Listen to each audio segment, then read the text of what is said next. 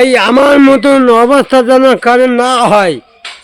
সবাই সবাই ঠিক আছে, আমার ঠিক নাই।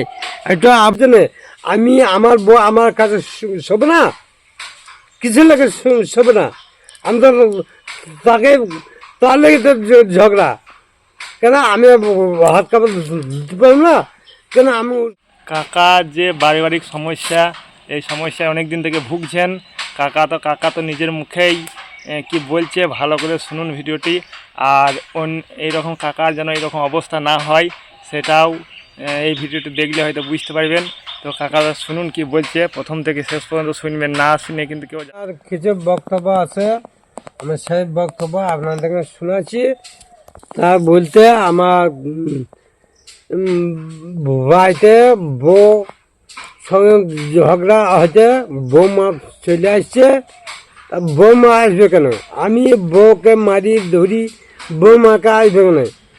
বউকে মারছি, বৌমা চলে আসছে, কেন আসবে? তারপর কিছুদিন পরে মা ঝগড়া হলে বৌমা বাবাকে ফোন করে, তার মা বাবা এসেছে আমার মারতে। আমি ঘর থেকে পালাচ্ছিলাম, কেন তার মারতে আসবে কেন?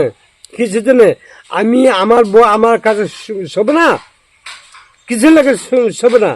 আমি তো তাকে তাহলে তো ঝগড়া কেন, আমি হাত কাপড় দিতে পারবো না কেন? আমি উৎকার করতে পারি না। ঠিক আছে, ঠিক আছে, তাহলে আমি তো ভিক করি।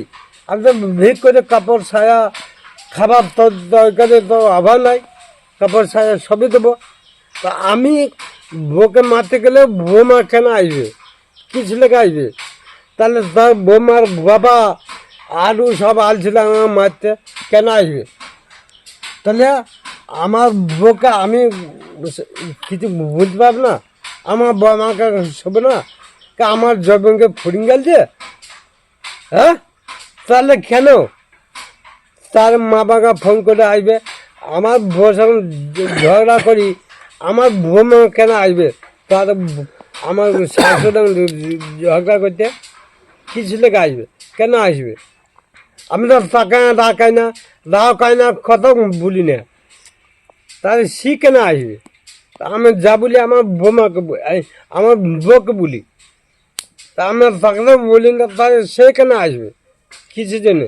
তা আমার বউ আসবে, আমাকে আমার বউর কাছে সবার ইচ্ছা নেই, তাহলে কেন আসবে? তা তো আছেই।